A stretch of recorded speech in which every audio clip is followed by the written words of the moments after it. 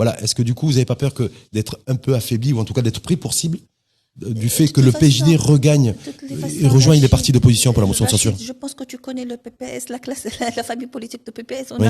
On n'a peur de personne. Nous sommes dans notre rôle. Nous sommes dans l'opposition. Nous voyons la moitié du verre vide. Nous sommes dans notre rôle. D'ailleurs, notre discours diffère. Je suis vraiment désolée de le dire avec tout le respect que je dois pour M. Benkiran, mais notre discours, ce n'est pas le discours de Benkiran. Ça, vous cautionnez pas tout ce qu'a dit Abdellah Benkiran, parce qu'il a été très attaqué. On défend, on plaidoie peut-être les mêmes causes, mais nous avons un discours qui est propre au PPS.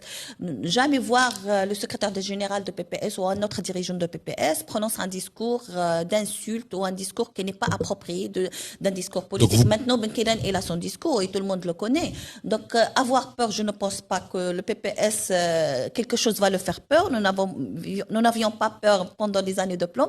Pourquoi avoir peur maintenant aux dispositions, la Constitution? Donc, en fait, vous dites clairement, nous, le discours et la position du PPS, c'est pas celle d'Abdellah Benkiran. Non, bien sûr que c'est pas la même chose. Donc, nous avons vous avez été surpris par ce qu'il a dit, par ses déclarations? J'ai suivi. Je ne suis pas d'accord sur le choix de certains termes. Il aurait pu choisir autre chose par rapport aux termes utilisés.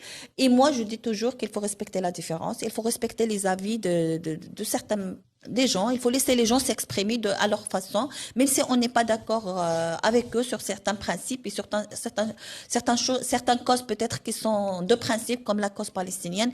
Mais il faut quand même promouvoir et choisir un discours qui est sobre et digne de la classe politique marocaine.